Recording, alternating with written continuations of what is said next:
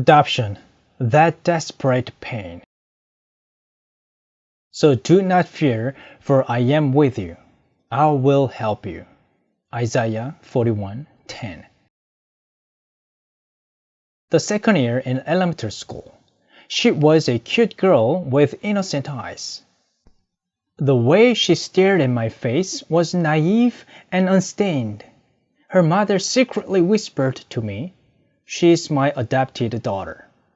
She loved her mother and was greatly attached to her. She frequently put her arms around her mom's neck and buried her head in her mom's bosom.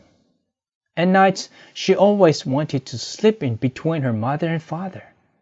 While sleeping, she continually touched her mother and father to check their presence. Such a habit led to lack of deep sleep for the parents. They tried everything to fix it, but in vain. And that habit was the reason this little girl was having a talk with me.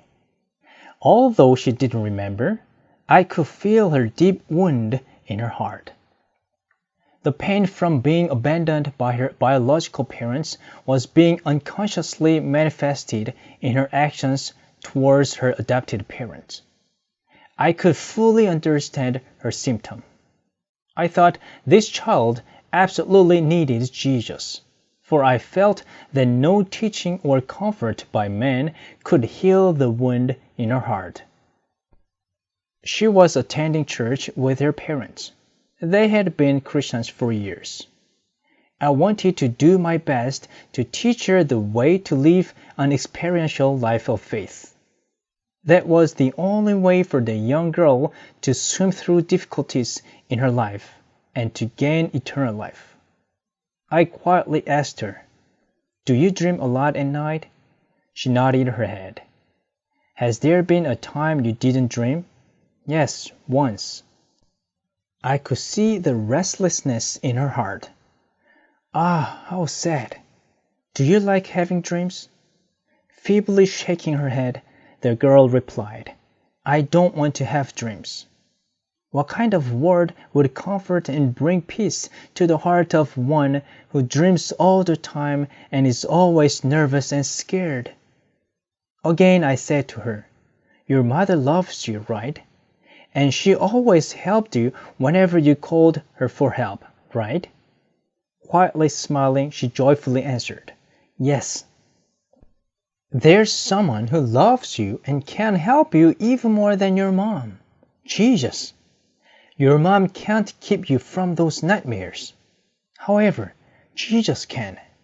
When you go to bed at night, try praying, "Jesus, I don't like having dreams. Help me not to dream."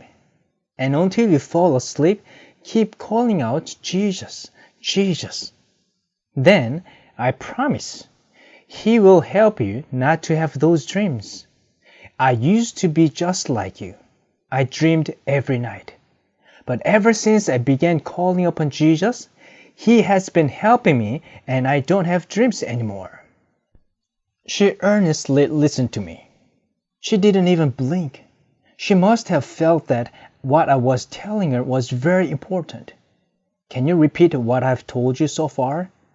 She didn't leave out a single part. "A few years ago, there was a boy who was around the same age as you. He did something to deserve a prize, so I rewarded him with a bunk bed. And since then, he has been able to sleep alone in that bed. Would you like to get a bed as a prize too?" That moment, her eyes glowed, and she smiled while nodding her head. The boy prayed to Jesus every night in his bed to not have dreams, and until falling asleep, he called upon Jesus. That's how he could sleep very well all by himself in his bed without having bad dreams. Do you want to try that as well? She rocked her body back and forth excitedly and said yes. How much of a blessing it would be to experience the power of the living Jesus. The girl crossed her pinky with mine, promising to pray and call upon Jesus. I told her that Jesus would help her quicker than her mother if she called out for him, even when in sorrow, fear, pain, or struggles. I also told her that Jesus, who forgives everyone, would put good thoughts into her mind and lead her. The girl had an amazing ability to understand quickly every word that I said. She joyfully said that she would try. Her steps felt ever so light as she was on her way to bio-bed, hand in hand with her mother.